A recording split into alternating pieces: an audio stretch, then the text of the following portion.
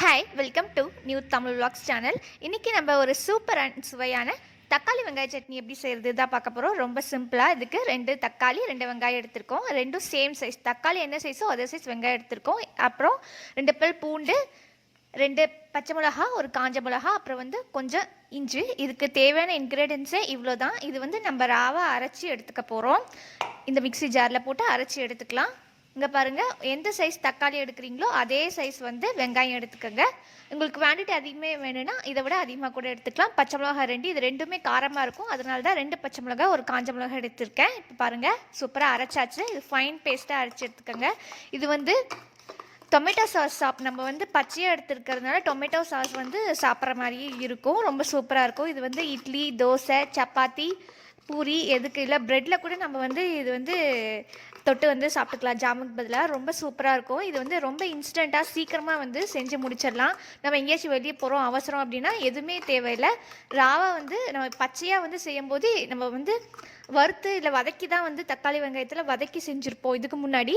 ஆனால் இது பச்சையாக செய்கிறதுனால இதோட ஃப்ளேவரும் டேஸ்ட்டும் நம்ம டொமேட்டோ சாஸ்லாம் சாப்பிடுவோம்ல, கொடுப்பாங்கள்ல இந்த நூடுல்ஸ்க்கெல்லாம், ஃபாஸ்ட் ஃபுட்டு, ஃப்ரைட் ரைஸுக்கெலாம் அதுக்கு சாப்பிடுவோம்ல, அந்த மாதிரி ஒரு டேஸ்ட்டு கிடைக்கும். இதுக்கு மேலே தாளிச்சி நீங்கள் வேணும்னா கடுகு கருவேப்பிலை போட்டு தாளிச்சி கொட்டிக்கலாம். இங்கே பாருங்கள், எண்ணெய் ஊற்றிட்டேன். ஒரு இதில் தாளிப்பு கரண்டியில் எண்ணெய் ஊற்றிருக்கிறேன்.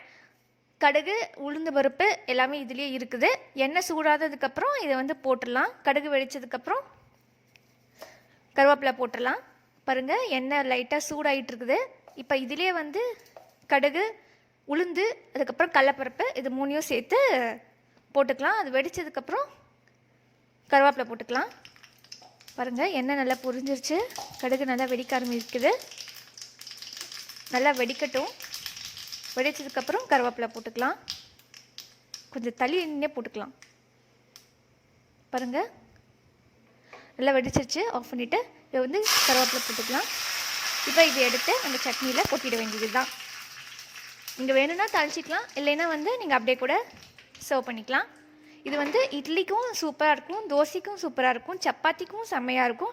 நீங்கள் ப்ரெட் வச்சுருந்தீங்கன்னா அது கூட இது பண்ணிக்கலாம். பாருங்கள், இது மேலே கொட்டிடுங்க. இப்போ நம்ம சுவையான தக்காளி சட்னி சூப்பராக ரெடி ஆகிடுச்சு. இது தக்காளி சட்னின்னு சொல்லலாம், இல்லை வெங்காய சட்னின்னு சொல்லலாம். நம்ம இப்போ தக்காளி சட்னியே சொல்லிக்கலாம். அதோடய ஃப்ளேவர் செம்மையாக இருக்கும். பாருங்கள், சூப்பராக நம்மளோட தக்காளி சட்னி இன்ஸ்டண்ட்டாக, ரொம்ப சிம்பிளாக, ஈஸியாக, அதேமாதிரி ரொம்ப சுலபமாக, சீக்கிரமாக ரெடி ஆகிடுச்சு. நீங்களும் செஞ்சு பார்த்துட்டு எப்படி இருக்குன்னு கமெண்ட் செக்ஷனில் கமெண்ட் பண்ணுங்கள். இது ராவா செய்கிறதுனால இதோட டேஸ்ட் வேறு மாதிரி இருக்கும். நம்ம பச்சையாக செய்கிறதுனால அந்த தக்காளி ஸ்மெல்லும் வெங்காய ஸ்மெல்லும் நம்மளுக்கு ஃப்ளேவர் நல்லா கொடுக்கும். சின்ன குழந்தைங்களும் நல்லா விரும்பி சாப்பிடுவாங்க. நம்ம சேனல் பார்த்துட்டு சப்ஸ்கிரைப் பண்ணுங்கள். தேங்க்யூ ஃபார் வாட்சிங்.